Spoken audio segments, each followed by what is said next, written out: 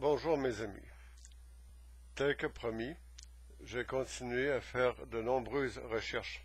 J'ai même utilisé l'ensemble de mon réseau des défenseurs de la Terre et nous avons créé de nouveaux liens, même à Panama, afin d'aller chercher plus d'informations, plus de lumière sur ce qui est arrivé dans la nuit du 30 juin au 1er juillet 2015 dans la prison de Panama où était censé être notre ami Arthur Porter, le docteur Arthur Porter en fait, censé être décédé.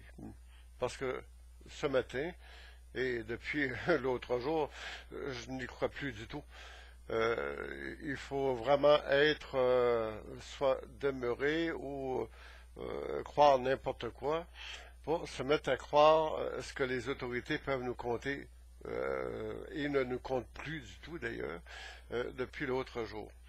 Alors donc, vous allez avoir devant vous un certain étalage des faits qui entourent cet événement. Et donc, je vais donner un bref aperçu de ce qu'a été la carrière d'Arthur Porter et je vais en tirer une conclusion. L'important du présent travail, c'est de laisser une trace, juste une trace, pour les gens qui vont suivre, de façon à ce que nous n'oublions pas ce qui s'est réellement passé, et non pas ce que M. Philippe Couillard ou ses petits amis, ses chums qui a placé à la tête de l'UPAC dans cette enquête à Panama, veulent qu'on croie. Il faut chercher la vérité partout où est-ce qu'elle est, même si elle n'est pas claire et précise, comme de l'eau de roche, comme on dit. Dans les faits, on ne peut pas arriver et donner une preuve tangible pour dire, regardez, on a le droit dans la plaie, comme saint Thomas, et on doit croire.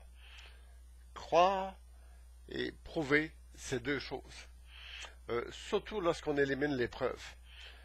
C'est ce qu'ont fait les autorités de la prison, où était Arthur Porter, et la poudre aux yeux que va nous envoyer l'UPAC. Il ne faut pas prendre tout ce que l'UPAC va nous dire comme étant la pure vérité, entre guillemets, mais la parole donnée par un gouvernement qu'ils défendent.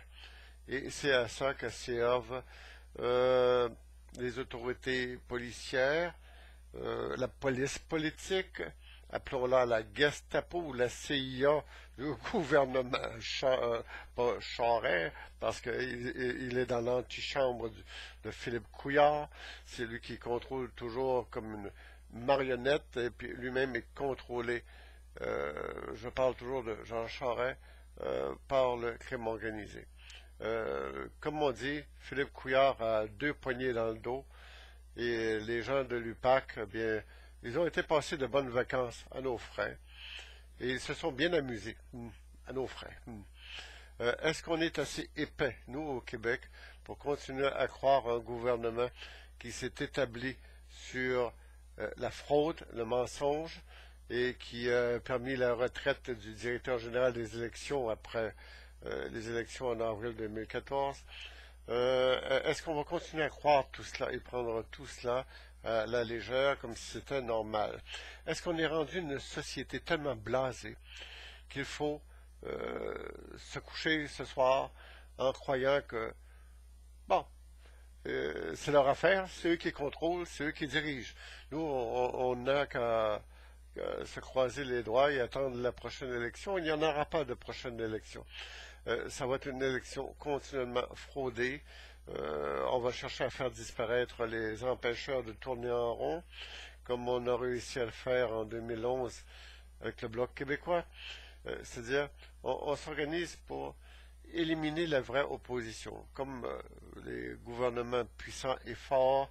Celui du Canada, c'est un gouvernement néoconservateur, celui de Stephen Harper.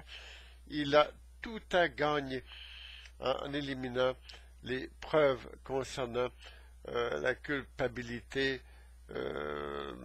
donc quelconque qu'aurait un Arthur Couillard qui comparaîtrait à un procès à Montréal ou n'importe où au Canada. Et il fallait qu'il meure devant l'opinion publique, un peu comme une espèce de messie sacrifié à la cause du crime organisé, qu'il est d'ailleurs. Vous savez que dans la vie, on peut réussir dans le bien ou dans le mal, peu importe le type de talent qu'on a. Arthur Couillard est un homme remarquable. C'est ce qu'on appelle un premier de classe. J'ai été voir tout ce qui touche cet homme au niveau de sa biographie, ses antécédents. J'ai été creusé au niveau de l'affaire qui l'a fait démissionner du XAR, dont le comité canadien de surveillance des affaires de sécurité. Il y avait une belle job, comme on dit, pour un médecin d'être parachuté à la tête de la police des espions au Canada. Et puis, vous remarquerez que le docteur Arthur Porter, c'est un homme qui avait énormément de liens avec les sociétés secrètes. En fait, comme j'en ai parlé antérieurement, George W. Bush, il tenait beaucoup. Il le considérait comme un homme de grand pouvoir. En creusant un peu, on peut penser que Arthur Porter est un franc-maçon de très haut niveau, très respecté. On lui ouvre les portes, on le protège, et aujourd'hui, il rit de nous à gorge déployée, assis quelque part dans un bureau à l'air climatisé, bien ailleurs qu'en Amérique centrale ou en Amérique du Sud.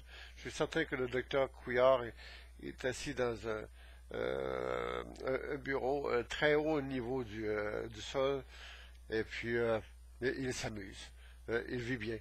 Il contrôle des milliards de dollars en claquant des doigts, là, en s'amusant avec sa souris sur son ordinateur et puis son téléphone. Je suis certain qu'aujourd'hui, c'est un homme, disons, très protégé. On en a besoin de lui. Vous noterez aussi que par effet de coïncidence, que celui qu'on appelle El Capo, certain Guzman, qui est un criminel qui a fui la justice mexicaine pendant 13 longues années, avant de se faire prendre au mois de février 2014. Et c'est étrangement envolé de sa prison du Mexique 2 semaines exactement après la mort, entre guillemets, d'Arthur Porter, que je salue, dont je suis sûr qu'il a beaucoup de temps pour voyager sur le net. Et il finira par me trouver un jour. Alors donc, je pense que tous ces gens-là s'amusent beaucoup aux dépens du peuple. Et dans l'élection fédérale qui vient de commencer, on va encore davantage rire de nous parce qu'on a réussi à camoufler les preuves du délit. Le délit n'existe même plus. La personne responsable de tout ça, qui est à l'origine de tous ces maux, est légalement décédée. Alors donc, voici le travail que j'ai préparé pour vous et avec grand plaisir. Merci et bonne écoute.